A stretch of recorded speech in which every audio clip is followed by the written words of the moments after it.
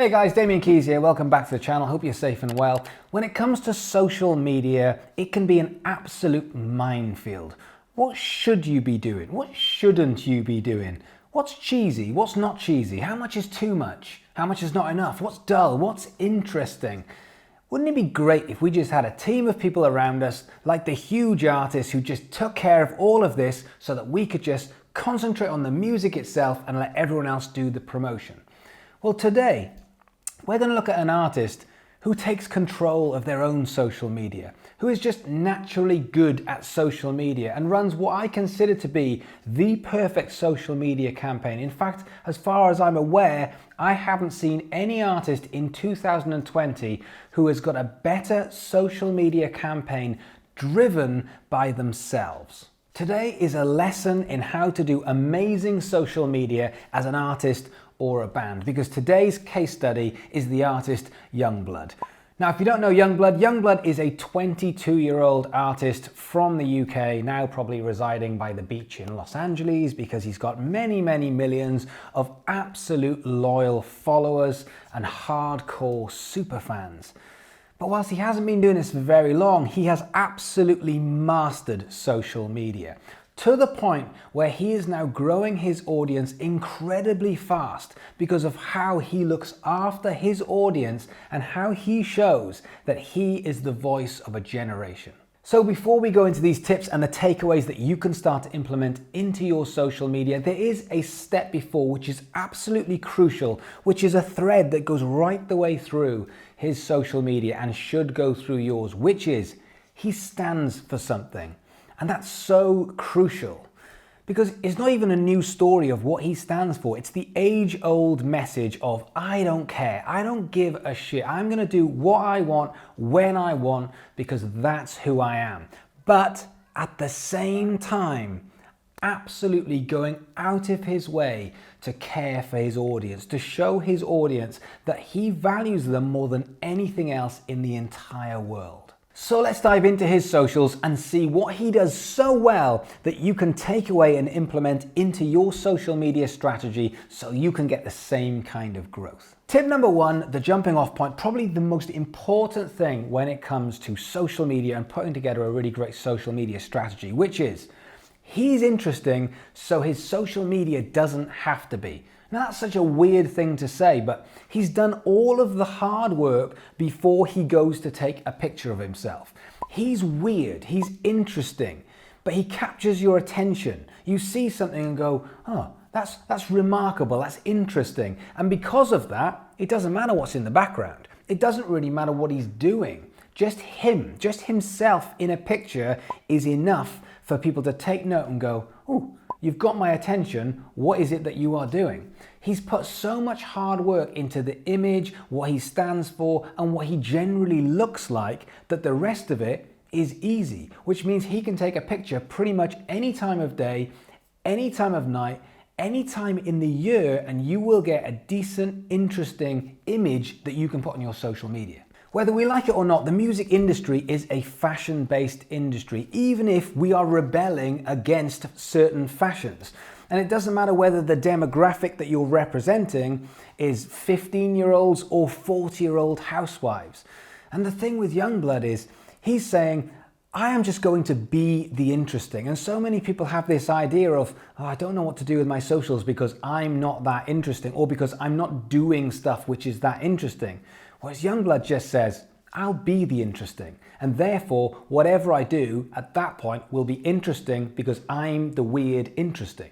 So if he drinks a cup of coffee, the picture's interesting because of him and what he looks like. Tip number two, and something that I said earlier on, is he stands for something, which means he represents a generation of people who feel the same way as him. And this is summed up in his Instagram bio. If you look at most bands and artists' Instagram bio, it will kind of sort of say, this is who we are, this is the music that we like, and then it'll promote something. Whereas he has got one very simple slogan which just sums up his Instagram bio. And that bio just says, if we fight, we win, you have a voice. And then after that, it allows the pictures and the visuals to do the job for him. He's not worried about anything other than telling you the story of who he is and actually getting you to buy in to what he stands for and what you stand for together. So what can you put in your Instagram bio which just isn't the obvious, like rock band or band from Chicago? What can you put in there which gets people behind you, gets people behind your movement and what you stand for? Tip number 3, he is not scared of doing things that other bands and artists would find cheesy, because he knows that when he does them, he'll do them in a way that doesn't come across as cheesy. So for example, he is putting out a documentary series which he shot himself. He is literally documenting what is going on with this lockdown. I was supposed to be in LA for about a month to finish this record. Then all this started happening. Right now is the weirdest time of life that I've ever experienced. So why don't we just document that? Whereas most artists and band are using it as an excuse and saying, well, everyone's in lockdown, my life is boring. He's saying, well, I'm gonna document my journey through lockdown and I'm gonna make it very, very exciting. And that's exactly what he's done, and that is coming out tonight on his YouTube channel. So you can just see what he's been up to whilst he's in lockdown. Now that's amazing, because the amount of bands that say, oh yeah, vlogging, it's just a bit cheesy, isn't it? It's not for me. Whereas for him, he's made it great. He's made it interesting because he's interesting and therefore his audience wants to get behind it. Tip number 4 is his YouTube show. That's right, he's done the Youngblood show on YouTube. Why has he done it? Because he's stuck inside and he just thought, well, I want to do something. And so therefore he has made a show which goes on YouTube, which he can then start to promote around his other socials. And when you watch it, wherever you are, wherever you're from, wherever you want to be, welcome to the Youngblood show. Okay, so the aim of the game is It's like Saturday morning TV when I was a kid. It's him presenting, it's him performing, it's him doing covers, it's him doing interviews. It's literally everything that bands would find as cheesy. And when he's done it and wrapped it up into this parcel, all of his audience absolutely love it. And even though the show is high energy and fun and quirky and feels quite young, it's still got quite a lot of adult themes through it. He's also still working with artists who are adult theme. He's still doing collabs with Machine Gun Kelly and Travis Barker and other people. He's still swearing all the way through it. He's still talking to young people not like their children. He's still representing that generation, even though it feels like it could come across as cheesy. And what I love about it is a lot of work, and I'm sure he has got an assistant, or he's got people that he can actually get to bring in and help, but you can feel with his socials, he's the one driving it along. It's real. His Instagram is real, it's him. His YouTube is real, it's him. And therefore, everything feels like you are in his show at all time. Tip number 5 is his lack of perfection is perfection. He's not scared to perform 15 seconds of a track. How many artists are thinking to themselves, oh, I've recorded that and it's just not quite right and I've got to get back in the studio and I've got to tweak it, and then I'm going to record something 300 times until it's right, and then at that point I'll put it on my socials. And the way he looks at it is, it's a moment in time. I'm just going to record it on my phone and I'm going to record 15 seconds of it, because that's how long an Instagram story is. And I'm not going to play you the whole song. I'm just going to literally press record and I'm going to literally sing you that part of the song, and whatever I capture, I'm going to cut it down and I'm going to stick that on there. So when you go through his stories, you don't have to feel like there's this new release or this new song or an entire performance. You just go, oh, there he's singing a bit of a song, and it might be his song, it might be someone else's song. But the idea that perfection doesn't have to be perfect. It's a moment in time. I happen to be there at that moment feeling this, and therefore I just performed a little bit of that song, and then I'll go about my day and I'll come back later. Tip number 6, he is a great storyteller. And he crafts these stories, small and long, and he places them very cleverly all over his socials. And whether that is on his Instagram in a feed, in a story, on his YouTube, whether it's him discussing it down the camera, whether it's in the actual description, he's just fantastic at telling a story. So let me just read you this story that he wrote underneath some of the artwork he's got. It just says, I wrote the song about the weirdest time in my life ever imaginable. It felt like the ground beneath me was a maze that was continually shape-shifting, and I felt like I was going to fall down the cracks at all time. However, I learned something new about how the rest of my life was going to be. I pictured everything that I've seen and then everything I was going to see in a moment of vertigo. I accepted everything that was wrong with me and celebrated everything that was right, and figured out that everything that was out of control. The world feels exactly like that right now. I want this song to make everyone feel unified in the feeling that everything is going to be all right no matter how weird things get, as long as we remain together. Weird, out tomorrow. I can't wait for you all to hear it. What an amazing description. Now, how many people do that? Most people put on their social media, here's the album artwork, or here's a song I wrote, can't wait for you to hear it. Whereas he said, this is the feeling, this is the emotion that I was feeling, this is what I want you to know about this song. And then he's crafted a story to go in the description. A picture tells 1,000 words, but he says, I'll go further than that. I'll actually tell you the story as well as the artwork. And therefore, he is constantly telling these stories, and that's why people listen, because he's an amazing storyteller. Tip number 7, he breaks the rules when it comes to social media. And by this, I mean he does not care what tradition on social media should be. For example, if he wants to release a song the way he wants to release a song, he absolutely will. And if that means he's going to release it on Instagram stories or YouTube or Spotify, then he absolutely will. And if he decides it's going to be done live with him playing acoustic guitar or a full version, and he just wants the audio to go on Instagram or the audio to go on YouTube, he will. There's no rules.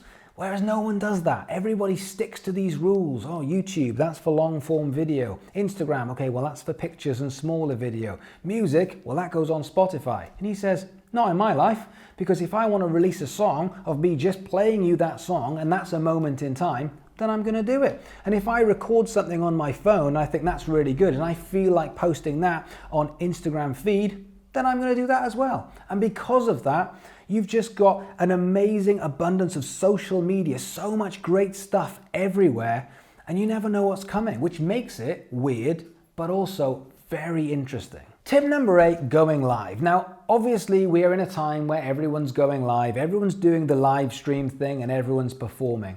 But I think he goes a step further, because he doesn't have to set something up and then make it spectacular and fantastic and then perform something, perform a gig or a track. He'll just go live and say hello, and he'll stay there for 5 seconds, or he might stay there for 20 minutes because there's no rules.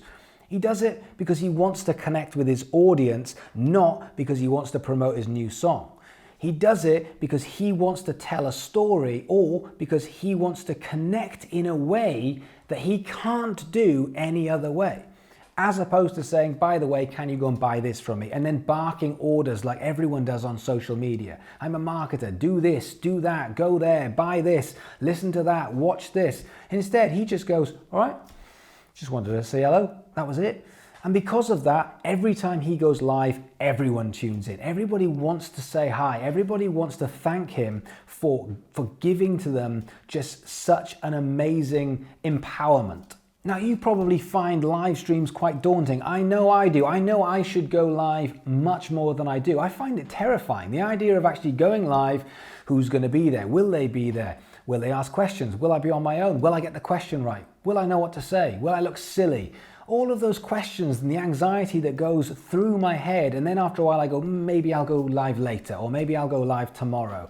And then the next day I go, I really should have done that. I really should have gone live yesterday. But today I feel like I really need to do it. And how many times have I done it? A couple. Whereas he's doing it all the time. He don't care. He knows that the people on the other side of that phone are just happy to see him. And so therefore, he wins. He's a total winner. And therefore, he goes live all of the time. Tip number 9, he is one of the only artists who recognizes YouTube for what it is, and he utilizes YouTube, which is why he has 1.5 million subscribers. Because if he wants to do a show, he's going to do a show. If he wants to do a live stream, he's going to do a live stream. If he wants to put his music out, he's going to put his music out there. But what it means is he's not using it as a storage space for his music videos. How many artists, and I'm not talking about up and coming artists, how many of the biggest artists in the world don't do that? Their YouTube is literally a place to go. If you want to go and watch some live, or if you want to go and watch my music videos, then they're there on my page. But they're not using it to connect. They're not using it to build. They're not using it to give value or look after or do something new. They're just saying, no, it's just a storage space. That's just a library. Whereas Youngblood says, no, it's not. This is my TV channel. This is where I can go and I can connect with people. I can give them something different on YouTube than I can on Instagram or Facebook or TikTok or anywhere else. This is a platform that needs to be utilized, and then he does. He makes stuff which is specific to YouTube, which will carry on growing, being shared, and building his brand and building him as an artist. And number 10, he gives so much more value than he expects. And yes, he does want you to watch his new video, and yes, he does want you to listen to the songs, but he also realizes that for every one ask that he's going to say, would you mind doing this? He's going to give you 10 or 20 or 30 pieces of value to make it worthwhile, so that way he's building up super fans that when he comes for the ask, they're already there. They're already saying, of course, I'm doing this for me. I'm not doing this for you. And that is the power of a big artist. So guys, thank you so much for watching, but I would like to know who you think is the best at social media in 2020. And I'm not talking about marketing, I'm talking about an artist. What artist is smashing social media right now? Not a year ago, but right now. Who's smashing it and why? Tell me in the comments below.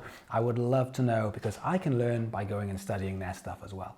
But more importantly, thank you so much for watching. If you can do me a favor, if you've enjoyed this, if you can like, subscribe, more importantly, just come and be a part of this community, because I'm so proud of what we're building, and I'm so proud to seeing what you're working on and seeing you grow. So thanks for watching, and I'll see you guys tomorrow.